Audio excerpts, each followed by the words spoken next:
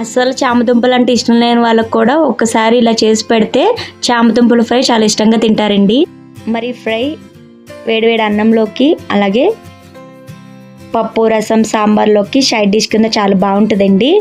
మరింత యమ్మీ and tasty అయిన చామదుంపల fry ఎలా చేసుకోవచ్చో ఈ వీడియోలో చూద్దాం. ముందుగా దానికోసం స్టవ్ మీద పాన్ పెట్టి ఆయిల్ యాడ్ చేసుకోండి.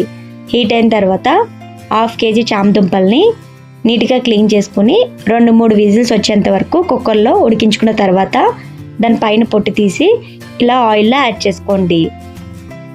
దీంట్లో కాస్త పసుపు కూడా వేసుకుని 2-3 నిమిషాల పాటు కలుపుకుంటూ కలర్ చేంజ్ అయ్యేంత వరకు వేయించుకోండి. చామదుంపలు అనేది మరీ ఎక్కువగా మెత్తగా ఉడికించొద్దండి. మెత్తగా ఉడికితే ఫ్రై టేస్ట్ అనేది అంత బాగుండదు. ఒక 80% ఉడికితే సరిపోతుంది. చామదుంపలు అనేది కలర్లోకి వచ్చిన తర్వాత ప్లేట్లో తీసి పక్కన పెట్టుకోండి. అదే ప్యాన్లో ఫ్రైకి సరిపడగా ఆయిల్ యాడ్ చేసుకొని హీట్ అయిన తర్వాత 1 టీ స్పూన్ ఆవాలు 1 టీ స్పూన్ జీలకర్ర వేసుకుని ఫ్రై చేసుకోండి. ఒక పెద్ద సైజు ఉల్లిపాయ అలాగే 2-3 పచ్చిమిరపకాయలు ఇలా ముక్కలుగా కట్ చేసుకుని యాడ్ చేసుకోండి.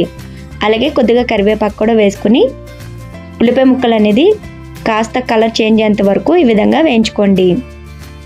ఇప్పుడు దీంట్లో మీ రుచికి సరిపడ ఉప్పు 1 టేబుల్ స్పూన్ కారం లేదా మీ కారానికి తగ్గట్టుగా యాడ్ చేసుకోండి.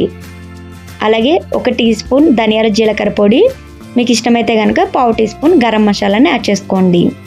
ఇప్పుడు వీటిని బాగా కలిసిలా కలుపుకొని వేయించి పక్కన పెట్టుకున్న చామదుంపలను కూడా ఇందులో యాడ్ చేసుకోండి.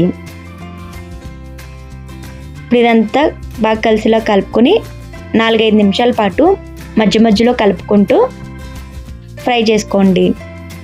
అలా 4-5 నిమిషాల తర్వాత చివరగా కొద్దిగా కొత్తిమీర యాడ్ చేసుకొని స్టవ్ ఆఫ్ చేసి వేడివేడిగా సర్వ్ చేసుకోండి.